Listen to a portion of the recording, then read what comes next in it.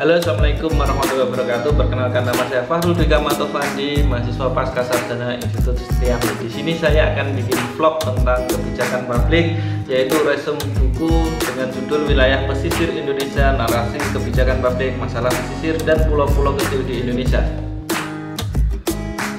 Buku ini ditulis oleh Dr. Anda Gismartini MSI, Profesor Dr. Bungan Bungin MSI PhD. Buku ini setebal 240 halaman, dicetak pada tahun 2019. Buku ini banyak bercerita tentang masalah dan kondisi wilayah pesisir dan pulau-pulau kecil di Indonesia, kebijakan publik yang diambil oleh pemerintah dan implementasinya, serta hasil dari kebijakan-kebijakan publik tersebut. Kenapa sih kondisi wilayah pesisir di Indonesia ini perlu ada kebijakan publik? Nah, oleh karena itu, mari kita mengenal kondisi wilayah pesisir Indonesia. Indonesia merupakan negara kepulauan yang terdiri dari 17.504 pulau dengan panjang garis pantai kurang lebih dari 95.000 km. Garis pantai tersebut terdapat wilayah pesisir yang kaya akan sumber daya alamnya, sehingga rentan ada gangguan karena adanya perubahan baik dalam skala temporal maupun spasial. Perubahan wilayah pesisir ini dipicu karena adanya berbagai kegiatan seperti industri, perumahan, transportasi, pelabuhan, budidaya tambak, pertanian, bahkan pariwisata. Wilayah pesisir pada umumnya berarti adalah wilayah antara pertemuan darat dan laut. Ke arah darat meliputi bagian yang dipengaruhi oleh sifat-sifat laut seperti pasang surut, angin laut, perembesan air asin. Adapun yang ke arah laut mencakup bagian yang terpengaruh oleh faktor-faktor darat, faktor-faktor proses alami yang ada di darat, contoh sedimentasi, terus aliran air tawar. Itulah pengertian dari pesisir, wilayah pesisir. Oke. Dengan banyaknya gangguan atau kegiatan yang terjadi di wilayah pesisir atau pulau-pulau kecil yang banyak mengalami sumber daya alam, otomatis di sana menimbulkan banyak permasalahan. Pada dasarnya saya mencatat dalam buku ini ada 3 permasalahan yang perlu kita perhatikan ya. Yang pertama adalah belum optimalnya pemanfaatan wilayah pesisir ataupun pulau-pulau kecil tersebut. Yang kedua adalah adanya gangguan abrasi rock, sedimentasi atau pendangkalan, serta pendangkalan, dan di sana banyak pengambilan pasir di wilayah pesisir. Yang ketiga adalah rusaknya ekosistem wilayah pesisir dan pulau-pulau kecil. Dari 3 permasalahan yang menurut saya sangat penting untuk kita atasi. Oleh karena itu, pemerintah telah mengambil beberapa kebijakan publik untuk mengatasi permasalahan tersebut. Banyak atau berbagai peraturan perundang-undangan yang berkaitan dengan wilayah kelautan atau pesisir sudah diundang-undangkan oleh pemerintah, baik pemerintah pusat maupun pemerintah daerah. Pada awalnya sejak tahun 2007, Indonesia telah memiliki perundang-undangan yang langsung mengatur pengelolaan pesisir yang terintegrasi secara sektoral, yaitu Undang-Undang Nomor 27 Tahun 2007 tentang pengelolaan wilayah pesisir dan pulau-pulau kecil atau disingkat PWP3K. Ruang lingkup wilayah pesisir ini atau pulau-pulau kecil adalah ekosistem darat dan laut yang dipengaruhi oleh perubahan di darat dan laut. Ke arah darat mencakup wilayah administrasi kecamatan, dan ke arah laut sejauh 12 mil laut diukur dari garis pantai. Dalam perundangan ini juga tercantum tujuan melaksanakan pengelolaan wilayah pasir di pulau-pulau kecil sebagaimana yang dituangkan dalam pasal 4, yaitu yang pertama adalah melindungi, mengkonservasi, merehabilitasi, pemanfaatan dan memperkaya sumber daya pesisir dan pulau-pulau kecil serta ekologinya secara berkelanjutan. Tujuan kedua adalah menciptakan keharmonisan dan sinergi antara pemerintah pusat dan pemerintah daerah dalam pengelolaan sumber daya pesisir dan pulau-pulau kecil. Yang ketiga adalah memperkuat peran serta masyarakat dan lembaga-lembaga pemerintah serta mendorong instansi masyarakat dalam pengelolaan sumber daya pesisir dan pulau-pulau kecil agar tercapainya keadilan, keseimbangan, dan kelanjutan. Yang keempat adalah meningkatkan nilai sosial, ekonomi, dan budaya masyarakat melalui peran serta kegiatan masyarakat dalam pemanfaatan sumber daya pesisir dan pulau-pulau kecil. Selain dari peraturan yang diterbitkan oleh pemerintah pusat, karena sekarang sudah otonomi daerah, banyak pula daerah yang sudah menerbitkan peraturan-peraturan sebagai pendukung dari peraturan pemerintah pusat tersebut. Sebagai contoh, peraturan daerah Provinsi Jawa Tengah Perda nomor 9 tahun 2009 tentang pengelolaan wilayah pesisir dan pulau kecil. Dalam hal ini kabupaten atau kota telah menyiapkan aturan tersebut dari tahun 2009 dengan mengusung visi terwujudnya wilayah pesisir dan pulau-pulau kecil yang produktif, terpadu, dan berkelanjutan. Sebenarnya sudah banyak sekali kebijakan-kebijakan pemerintah yang diambil baik dari pusat atau daerah, sebagai contoh Undang-Undang Nomor 22 tahun 2019 yang diganti Undang-Undang Nomor 32 tahun 2004 tentang Perda, Undang-Undang Nomor 26 tahun 2007 tentang tata ruang, Undang-Undang Nomor 27 tahun 2007 tentang pengelolaan wilayah pesisir dan pulau-pulau kecil.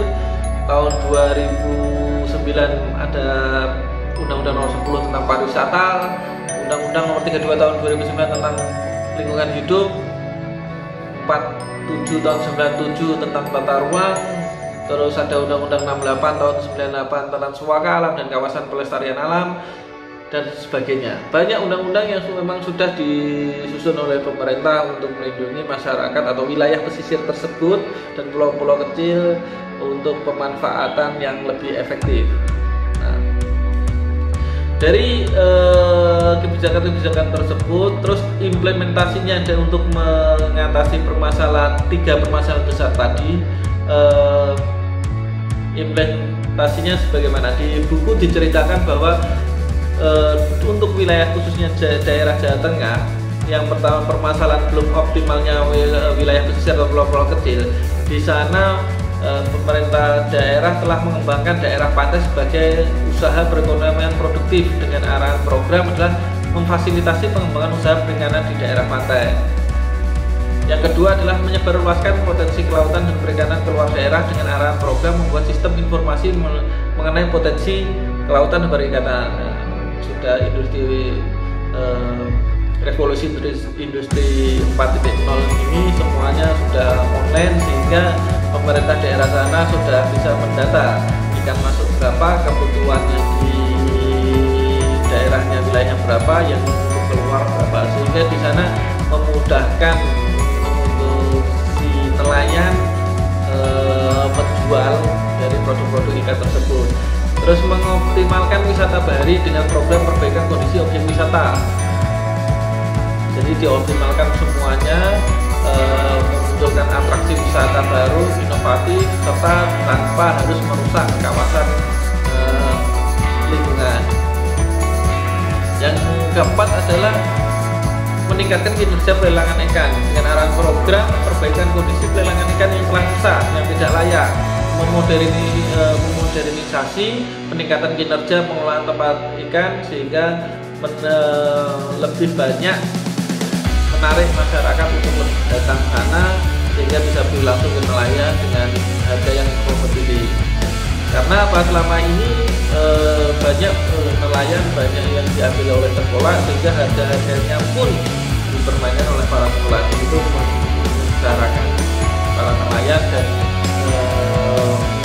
meninggikan harga jual ikan di konsumen terakhir, sehingga masyarakat enggan untuk membeli ikan. Yang kelima adalah mengembangkan industri pengolahan hasil perikanan dengan arahan program penataan kawasan sentra industri pengolahan ikan. Jadi ditata ya di klaster-klaster. Di sini ada industri pengelolaan hasil ikan, di sini ada TPI-nya, sehingga di sana lebih untuk melestarikan lingkungan. Oke, yang tadi untuk permasalahan kedua, adanya gangguan rop atau abrasi. Implementasinya dari undang-undang tersebut adalah yang pertama adalah merehabilitasi daerah yang terkena abrasi tersebut atau agresi rop, intrusi, sedimentasi dari pengambilan pasir dengan arah program mensosialisasikan pengusaha budidaya silvofisheries, yaitu budidaya atau penangkaran ikan, tambak ikan dengan cara tradisional dengan gabungan pemeliharaan mangrove. Jadi di sana budidaya mangrove itu penting karena untuk menghalangi abrasi laut sehingga mengurangi dari perusahaan ekosistem tersebut.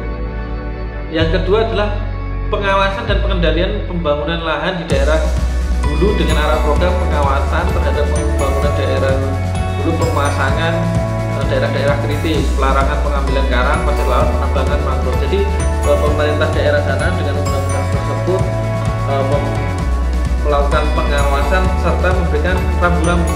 Oh, ini daerah yang boleh ditambang, oh ini yang daerah yang jangan disentuh sama sekali karena udah kritis ataupun sangat penting untuk menahan abrasi. Yang ketiga adalah pengembangan aktivitas perikanan dan kelautan tanpa merusak ekosistem mangrove, yaitu tadi dengan budidaya silvofisheries. Yang keempat adalah merehabilitasi yang daerah kena abrasi, agresi rop dan pengambilan pasir laut dengan rangka mensosialisasi usaha budidaya. Jadi memang yang sudah rusak dibaikin, yang belum rusak jangan dirusak, yang belum rusak dibatasin pemanfaatannya, bisa dimanfaatkan dengan kriteria tertentu.